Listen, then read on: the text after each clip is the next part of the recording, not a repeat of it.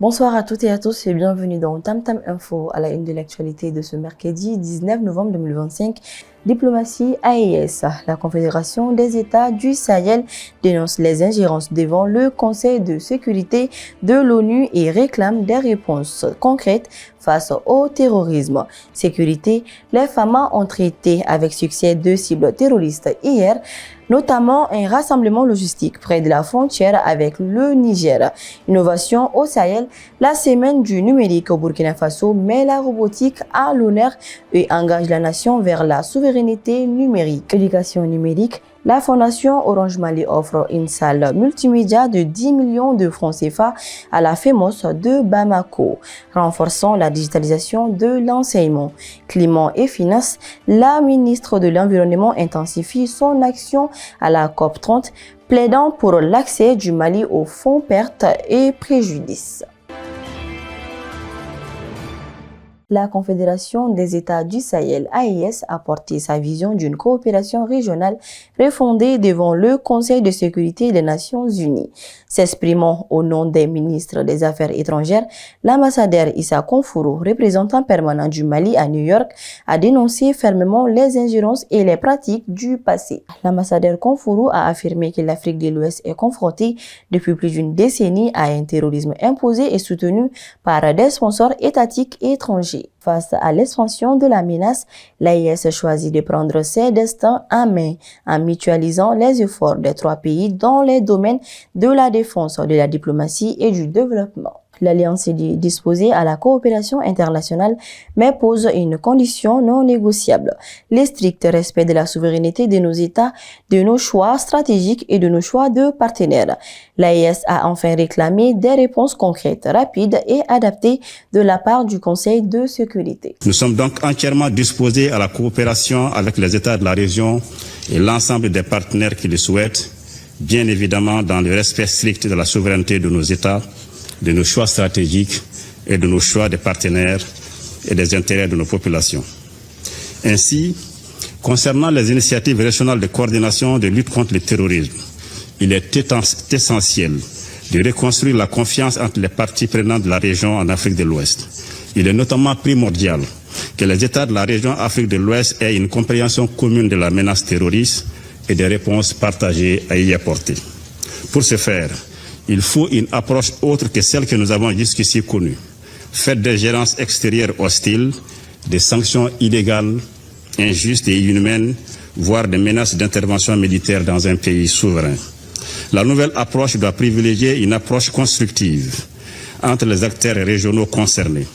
C'est un préalable à toute initiative de coopération et de coordination régionale dans la lutte contre le terrorisme dans notre espace commun, en particulier dans le cadre du partage des renseignements.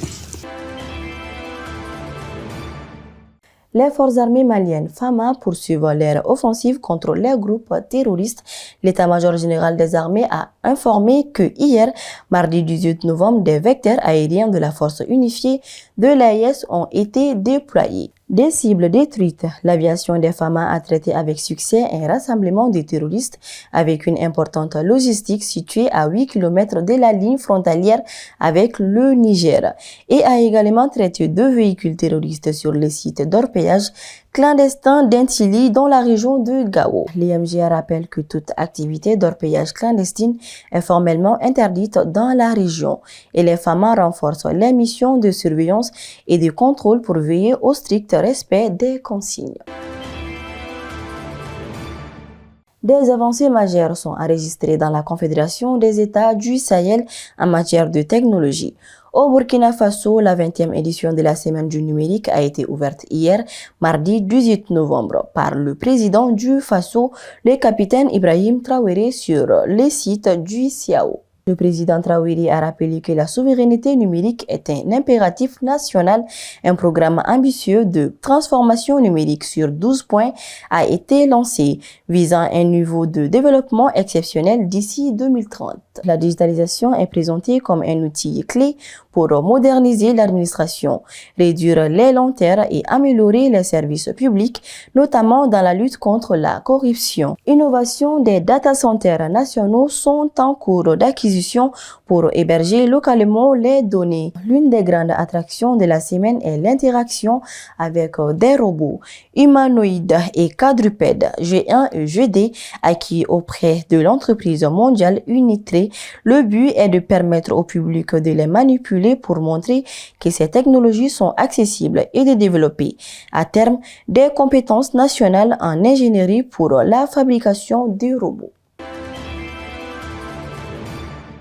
La faculté de médecine et d'odontostomatologie FEMOS de l'USTTB franchit une nouvelle étape dans sa modernisation. La Fondation Orange Mali a inauguré le 17 novembre une salle multimédia entièrement rénovée d'un coût estimé à 10 millions de francs CFA. Cet espace est équipé de 10 ordinateurs portables modernes et d'un accès Internet haut débit. Cette initiative est un levier essentiel pour renforcer la digitalisation de l'enseignement supérieur malien et profitera à plus de 7000 étudiants.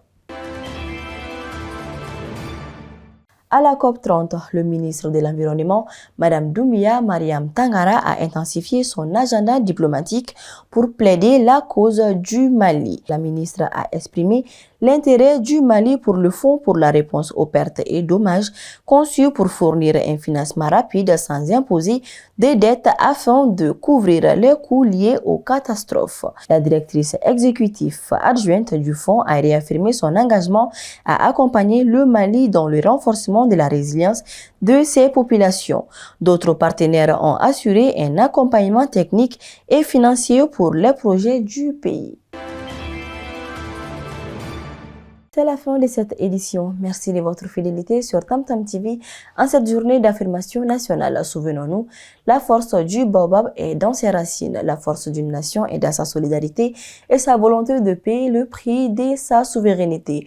Au nom de toute la rédaction, nous vous souhaitons une très belle suite de programmes sur Tamtam TV.